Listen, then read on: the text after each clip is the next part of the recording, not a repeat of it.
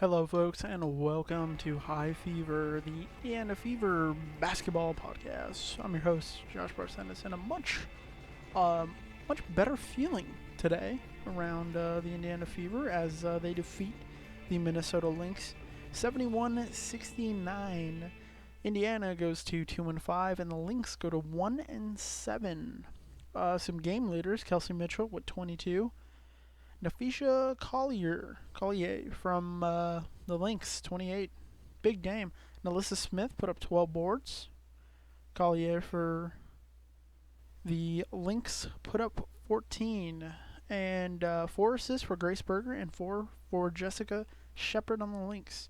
What a what a battle. What a battle. Let's go through the starting five. Erica Wheeler, Kelsey Mitchell, and Lexi Hull, and Alyssa Smith and Aaliyah Boston. Kind of the lineup they've been rolling out there. Feels good. Slow start. It was 7-2 Lynx almost halfway in the first, and I'm like, oh my god. The 1-7 Lynx and our offense was going absolutely cold. But, luckily they were able to figure it out. Boston, actually, something I noted was she played the whole first quarter. She played the entire first quarter. So, if you're Chrissy Sides, I don't know. I mean, I like the move. I want to see more Boston. I'm the guy on here that's preaching every freaking week to get Boston out here to have some more time. But, no, it was rough. I mean, it was a rough game to watch. Slow and just fouls and missed shots. It didn't get good till the very end. It was ugly. You ever you ever watch two fat kids jump on a bouncy house at like a kid's birthday party, and they're just like sweaty, and they're stumbling over each other, and they're falling into the sides of the the bounce house. That's what this game looked like. It was gross. I mean, it was just kind of a back and forth, but one team would get like a 4-point lead, the other team would try and come back. I feel like this was kind of Aaliyah Boston's maybe her worst game. I feel like she wasn't as dominant, and it wasn't really due to the Lynx's size. She was battling, but it was kind of not her. It was not her night. I mean, she can't score 25 every night, I guess, but she was definitely. There were some rookie struggles that I saw. Some bad passes and bad decisions in the post, but it was still a good game overall. But so it's 64-66 down the stretch. We'll get to like the very end of the game. 64-66 Lynx, and they're coming down, and I'm already thinking, well, this is perfect. This is a perfect way for the Indiana Fever, who I've been calling the least clutch team in the entire league. I've been saying that, and I'm like, this is perfect. They can prove me right here. So they go down. They're 64-66 Lynx. They're bringing the ball up. They're trying to close this thing. Turnover forced by Aaliyah Boston, which was basically in half court. I mean, again, I don't know how these, if you listen to the last game's episode, I don't know how these, I finally saw a half court turnover that wasn't done by Indiana Fever. I mean, this is a miracle. I screen recorded it, and I'm going to watch it over. Somebody turned it over half court to the Fever, and it was forced by Boston. It was a great read for her. It was an and one. Kelsey Mitchell drove and won. Perfect. Up one. 67-66 Fever. Then on the other side, a defensive stop, and Wallace found Alyssa Smith right under the basket and just fed it to go up 3. So from there, that's a point where if you're a Fever fan, you're starting to freak out because under 2, it's go time, right? Hold on to this lead. And honestly, look, I got to give them credit.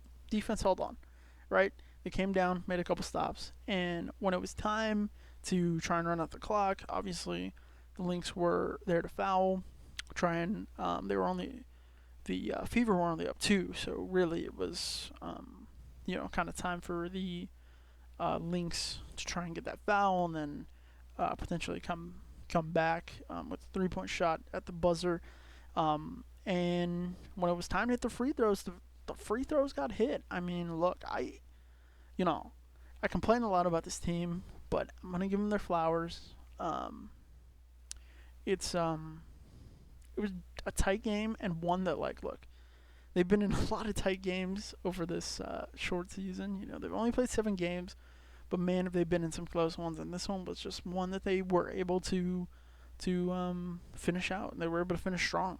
They were able to hold on. And if we're thinking about the future and this season, but also the future of this team, that's something that because honestly, our veterans are kind of not really even veterans. We they have a couple years in the league, but there's nobody like a true long time vet. So I think this was a really great win. I think we can kind of build this into some momentum potentially. Next game is Sunday versus the Mercury. The Mercury are 1-5, and it's at Gamebridge Fieldhouse. Home court versus a bad team. I mean, I'm just gonna say it. They're not a very good team, but I'm excited to see it. I think we got a lot of good stuff from this game, and I, for one, am very, very proud of this team. So we're gonna move on here. Great game. Like I said, next game is Sunday the 11th. Gamebridge Fieldhouse versus the 1-5 Mercury. So hopefully they can pull that one out. In some other Fever related, it's Fever news. It's not even related. Bernadette Hattar was waived earlier. I believe it was either today or yesterday. I saw it today, but it could have been yesterday. She got some playing time in 2021, which was promising. But I read the article, and the article was like she was the tallest woman in the league when she played. So she 6'10", I believe. She was over in Europe, and I believe she had gotten injured. And they were waiting for her Europe Euro basketball time to be up, and I think she got injured, and from what I read, it didn't seem like she was terribly excited to be like on the Fever anyway. Like, I don't think she had made it very clear that she had really wanted to be a part of this team. So I think this could have been a scenario where, honestly, once she got injured, that was just a good excuse to move on. So it doesn't. I don't believe it opens up a spot. I think it was a injury spot. Yeah, it doesn't open up any spots for them of the 12. So a lot of people were, especially in like Instagram, like, bring back Destiny Henderson, and I was like, yeah, but that didn't open up a spot. So yeah. So there's that. Now we no longer have the tallest woman in the league. So I don't know where I don't know who takes the new title. But yeah, great game. Slogfest, one of those that we might remember. Second win. I guess it'll be important. I do have to say one thing. Let me just mention one thing before I go. We're really seeing some rookie stuff from Grace Berger, and I know she's a rookie. That sounds dumb, but she is really starting to